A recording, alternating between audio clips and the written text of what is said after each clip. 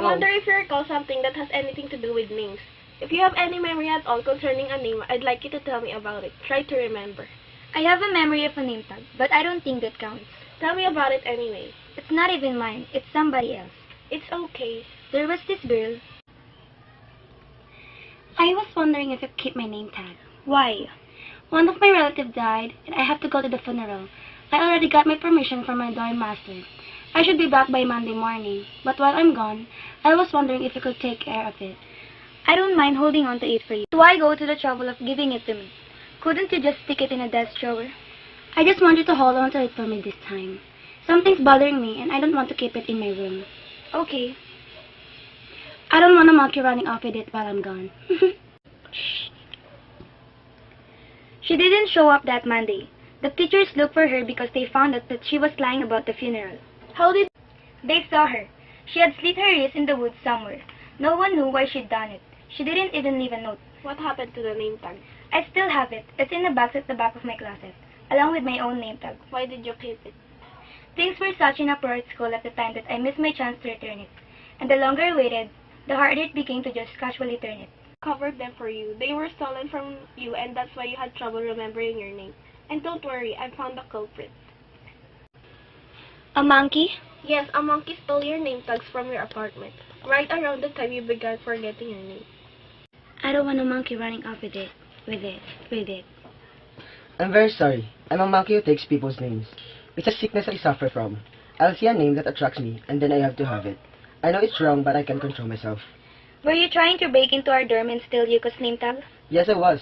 I was head over heels in love with Miss Matsunaka. I've never been so attracted to somebody in my life.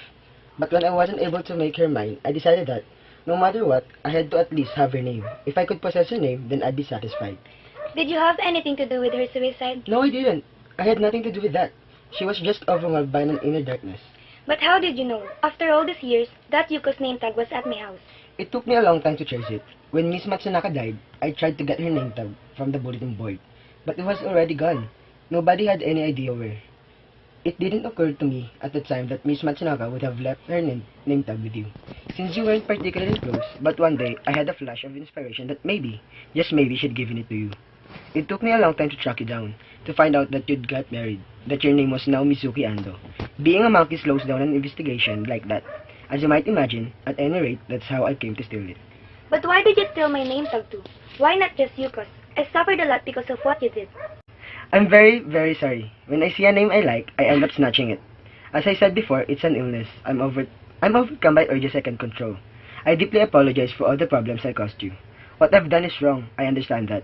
I'm not trying to argue with you, but some good also comes from my actions. What possible good could come from stealing people's names? I do steal people's names, no doubt about that. But in doing so, I'm also able to remove some of the negative elements that stick to those names. I don't mean to brag, but if I'd been able to steal Yuko's Matsunaka's name tag back then, she might very well not have taken... Why do you say that? Along with her name, I might have been able to take away some of the darkness that was inside her. When I take a name, I take on both the good and the bad. Well, what sort of bad things came with my name? I'd rather not say. Please tell me. If you answer my question, I'll forgive you. And I'll ask all those present to forgive you. Do you mean it? Of course. If I tell you, it might hurt you. Try me. Your mother doesn't love you. She has never loved you. Not even for a minute, since you were born. Your older sister doesn't like you either. Your mother sent you to school in Yokohama because she wanted to get rid of you. She wanted to drive you as far away as possible. Your father isn't a bad person, but he isn't what you'd call a forceful personality. And he couldn't stand up for you. For these reasons, ever since you were small, you've never got enough love. I think you've had an inkling of this, but you've intentionally turned your eyes away from it. You've shut this painful reality up in a small dark place deep in your heart and closed the lid. You've tried to suppress any negative feelings. This defensive stance has become part of who you are.